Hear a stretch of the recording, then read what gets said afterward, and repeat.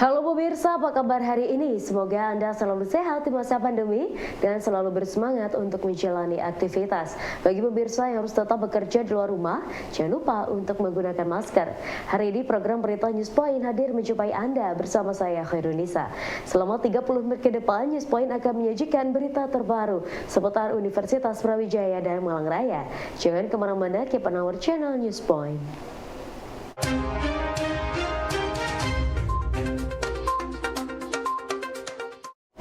Universitas Brawijaya berkomitmen untuk selalu mendukung dan memotivasi mahasiswa agar aktif berwirausaha. Hal ini dirasa penting oleh Wakil Rektor Bidang Kemahasiswaan, Alumni dan Kewirausahaan Mahasiswa. Karena saat ini para calon lulusan UB tidak lagi dapat mengharapkan lapangan kerja yang semakin lama semakin minim. Kehadiran beliau penting untuk memotivasi agar supaya mahasiswa kami itu mau berwirausaha, itu yang penting. Karena kita tidak ingin alumni itu hanya mengandalkan untuk menjadi pegawai negeri yang sangat terbatas. Apalagi sekarang penerimaan pegawai sangat terbatas ya, kalian sendiri tahu. Bahkan sekarang itu kan cenderung hanya dikontrak saja. Nah, dengan cara berwirausaha, mahasiswa kami itu bisa tampil sebagai pengusaha sukses ke depannya. Makanya kami selalu setiap tahun, baik tingkat universitas maupun fakultas, menyediakan anggaran khusus untuk melatih mahasiswa itu membangun startup dalam berbagai bidang wirausaha, dalam berbagai jenisnya. Kalian lihat tadi beberapa sudah mulai berusaha sejak SMA.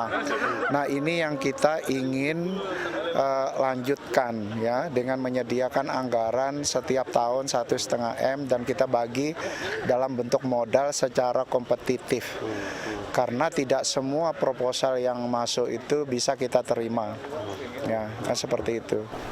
Mengikuti Indonesia Agro Expo 2022 yang digelar oleh Kamar Dagang dan Industri Jawa Timur membuka peluang kerjasama ATP UB dengan beberapa pabrikan di Indonesia untuk pengembangan inovasi pertanian. Manajer Administrasi dan Keuangan ATP UB, Erlangga Setiawan menyampaikan bahwa ada 3 pabrikan yang tertarik untuk bekerja sama dengan ATP, mulai dari pengolahan pelet, inovasi pupuk mikoriza, dan pengembangan budidaya jagung. Di situ mewakili BUA untuk ikut dalam acara Inagro.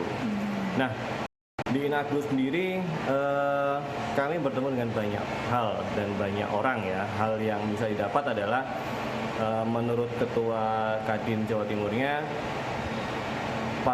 jadi waktu pelaksanaan Inagro itu kan dari tanggal 11 sampai tanggal 14 itu transaksi yang sudah dicapai itu mencapai 10 miliar gitu kan. Cuman memang kami di sana sudah mendapatkan, jadi ada 3 pabrikan yang ingin bekerjasama dengan ATP.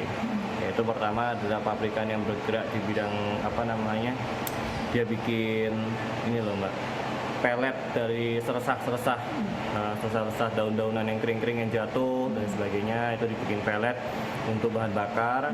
Lalu kemudian ada juga klien yang kita bertemu itu dia pengen dibantu terkait dengan, jadi ini orang mungkin asli Surabaya, saya nggak ngomong rasnya, pokoknya dia memang asli Surabaya sepertinya.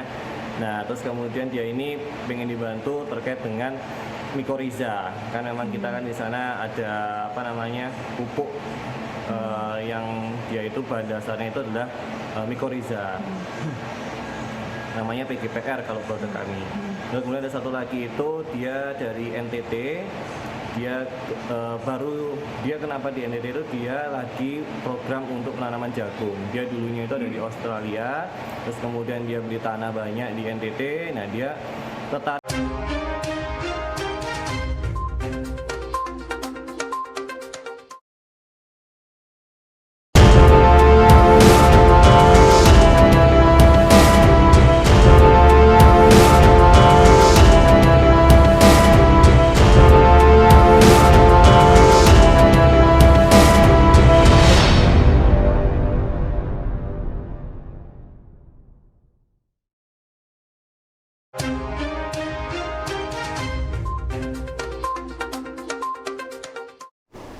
UPT Sistem dan Teknologi Informasi UB menyiapkan berbagai layanan dan fasilitas teknologi untuk mahasiswa baru, mulai dari layanan infrastruktur teknologi informasi, layanan IT, pengembangan aplikasi internal UB, dan layanan pelatihan. Kepala UPT Sistem dan Teknologi Informasi UB, Dr. Raden Arif Setiawan menjamin layanan teknologi informasi sudah terpadu, termasuk untuk kecepatan akses internet bagi mahasiswa. Hal ini ia sampaikan saat memberi materi pada kegiatan PKKMB UB. Pertama terkait jaringan, wifi dan sebagainya, itu menjadi tanggung jawab kami.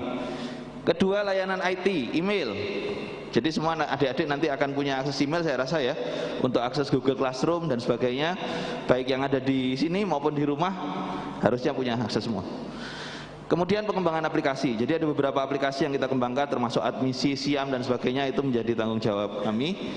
Dan yang terakhir adalah pelayanan pelatihan. Jadi adik-adik kalau mungkin nanti ada, saya pengen belajar bagaimana memprogram web dan sebagainya, itu beberapa akan kami berikan tawaran pelatihan. Biayanya murah dan Anda dapat sertifikat dari UB. Juga nanti adik-adik itu akan wajib mengikuti sertifikasi IT. Karena sebagai mahasiswa UB, adik-adik harus memiliki sertifikasi teknologi informasi. Kebetulan kita bekerja sama dengan Microsoft, sehingga adik-adik nanti pada saat lulus itu punya sertifikat Microsoft. Jadi itu bisa digunakan untuk lamar kerja dan sebagainya. Nah, apa aja layanan untuk mahasiswa? Mungkin SIAM sudah kenal semua ya. Kemudian akses internet, email, e-komplain nanti akan dijelaskan oleh Bu Zulfaida. Kemudian pelatihan, jurnal dan blog. Nanti terkait dengan jurnal akan dijelaskan secara khusus melalui UPT Perpustakaan. Oke?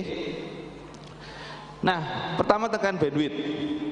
Jadi jangan khawatir adik-adik ya. Jadi kalau silahkan coba akses UB, akses wifi-nya UB menggunakan username dan passwordnya SIAM yang Anda miliki. Jadi untuk mengakses Anda harus punya akses. Dan yang luar biasa adalah UB itu setiap tahun selalu meningkatkan kapasitas bandwidth-nya. Dan sekarang totalnya adalah 9,2 giga. Bayangin, Anda bisa dicoba ya. Bandingin download di UB dan di rumah. Anda silahkan dicoba. Pasti kualitasnya berbeda. Oke?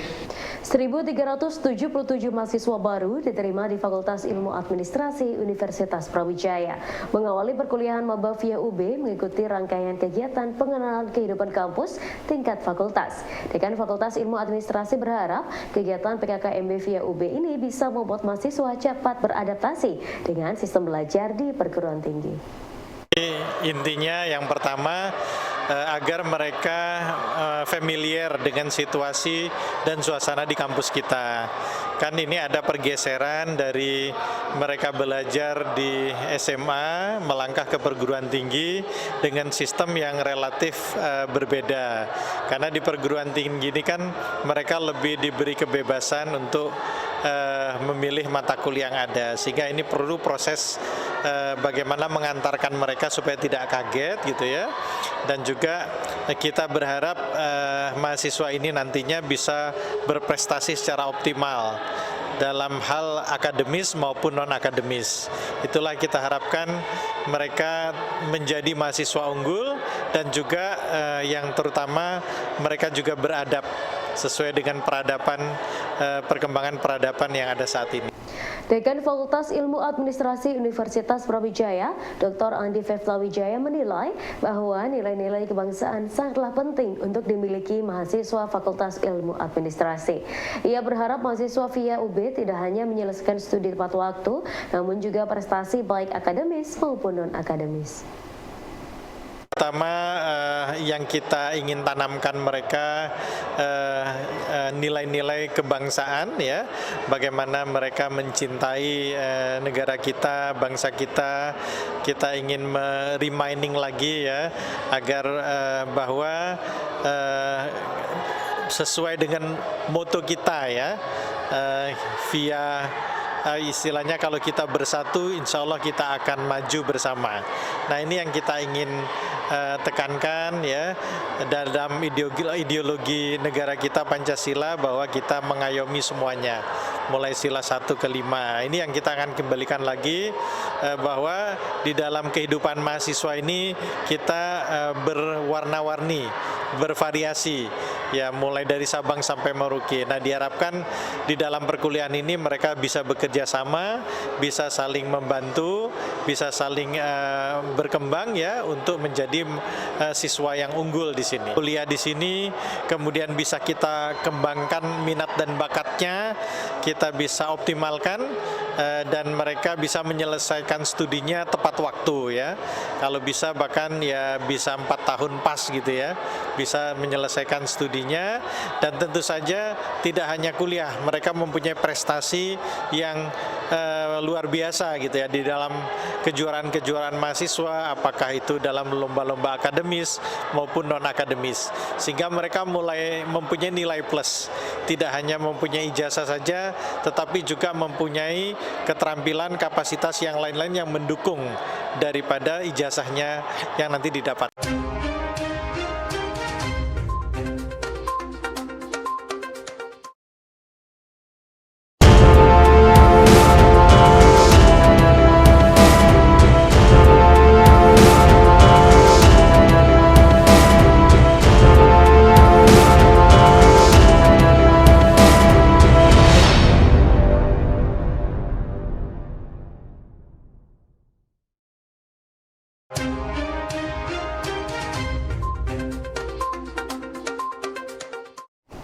Sebagai dukungan terhadap World Class Entrepreneurial University yang diemban UB saat ini, FPIK turut serta dalam pembentukan mahasiswa entrepreneur.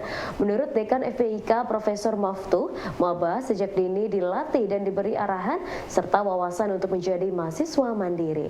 Hal ini sangat penting mengingat maba sudah harus siap terjun dan berkontribusi dalam meningkatkan pertumbuhan ekonomi untuk kesejahteraan berkelanjutan. Bahwa FPIK UB harus mendukung grand strategi dari UB. UB adalah Entrepreneurial University. Itu adalah strategi yang utama yang harus di-backup oleh FPIK UB. Yang kedua bahwa wirausaha adalah menjadi yang utama.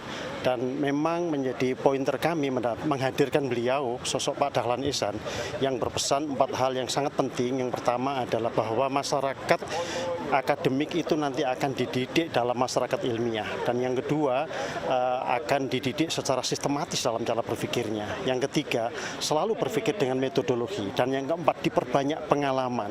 Saya kira MBKM merupakan kunci untuk titik masuk memperbanyak pengalaman. Pak WR3 sudah menyampaikan bahwa kader-kader yang sudah memulai bisnis sejak SMA ini akan terus kami rawat dan kami unggulkan untuk terus dimasukkan ke dalam badan inovasi dan inkubator bisnis. Dan mudah-mudahan ini menjadi pionir-pionir. Dan yang berikutnya saya kira yang belum pun juga akan kami arahkan ke sana. Saya kira saya sangat sependapat dengan apa yang disampaikan Pak WR3.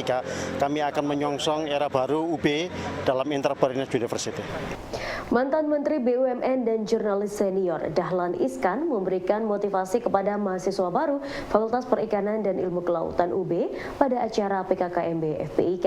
Dahlan Iskan menyampaikan bahwa menduduki jenjang perkuliahan adalah kesempatan bagi anak bangsa untuk berada di lingkungan masyarakat ilmiah dan membiasakan berpikir sesuai dengan ilmu pengetahuan. Orang kuliah itu dengan kuliah, artinya dari SMA kemudian kuliah, dengan kuliah maka Anda akan berada di dalam komunitas masyarakat ilmiah. Itu satu. Jadi membiasakan berada dalam masyarakat ilmiah. Ini penting karena latar belakang masyarakat kita terlalu tradisional, bahkan terlalu tahayul. Ya, jadi penting Anda berada di dunia akademik, di dunia ilmu pengetahuan, agar Anda membiasakan berpikir sesuai dengan ilmu pengetahuan. Tidak lagi berpikir sesuai dengan yang diwariskan kepada kita, terutama tahayul dan segala macam yang nonsen itu. Itu satu. Jadi Anda terbiasa di masyarakat ilmiah. Yang kedua, Anda akan membiasakan berpikir sistematis. Ini penting, membiasakan berpikir sistematis. Kenapa? Karena di dunia kampus itu diajarkan sistematika. Ini bedanya orang yang kuliah dan tidak kuliah. yang tidak kuliah tidak pernah belajar sistematika. Tidak pernah diajarkan bagaimana berpikir sistematis. Jadi dengan kuliah Anda mendapatkan pengetahuan bagaimana berpikir sistematis. Dr. Hagustarno, Wadik 3 Fakultas Pertanian Universitas Brawijaya menjelaskan tentang cara menulis manuskrip penulisan karya ilmiah yang efektif. Menurutnya bagian terpenting dalam penulisan adalah metodologi dan hasil penelitian. Hal ini disampaikan beliau ketika menghadiri kegiatan pendidikan dan pelatihan penulisan jurnal bidang kewirausahaan yang diselenggarakan oleh mahasiswa wirausaha. Gitu ya. Ini menjadi hal yang penting yang juga kita pahami. Jadi kalau kita lihat ibaratnya seperti jam pasir gitu ya, jam pasir. Jadi awalnya luas, kemudian menyempit, kemudian turun meluas lagi. Nah ini strukturnya, jadi ada title, abstrak, dan keyword, ada judul, ada abstrak, juga ada kata kunci. Ini kuncinya make them easy for indexing and searching. Nah untuk itu buatlah bahwa kata-kata yang disusun di dalam menyusun judul, kemudian abstrak maupun kata kunci itu mudah untuk diindeksasi dan mudah untuk dicari. Nah untuk itu yang kita pilih adalah kata-kata ataupun kalimat yang informatif, kemudian atraktif dan juga efektif. Nah, yang teks utamanya, ini introduction material method research and discussion, ini kita pahami bersama bahwa jurnal itu memiliki ruang yang tidak tanpa batas. Artinya sangat-sangat terbatas, sehingga kita harus bisa membuat tulisan kita menjadi lebih konsis, ya, menjadi lebih mampat, lebih padat, gitu, sehingga bisa memenuhi persyaratan yang diminta oleh jurnal. Nah, untuk itu, untuk membuat konsis itu sebenarnya tidak mudah sebenarnya, tapi lebih susah daripada yang kita bayangkan. Nah, kita lihat sekarang apa sebenarnya bagian penting dari satu laporan dari IMRAT itu. Yang paling penting adalah metode dan hasil. Nah, ini menjadi bagian yang harus kita. Ya pemirsa, informasi tadi sekaligus menutup perjumpaan kita hari ini. Jangan lupa saksikan News Point setiap hari pukul 19.30 waktu Indonesia Barat hanya di UB TV, Televisi Pendidikan Universitas Brawijaya. Saya Khairunisa dan seluruh kru yang bertugas pamit undur diri. Tetap patuhi protokol kesehatan, wajib menggunakan masker. Terima kasih dan selamat beraktivitas.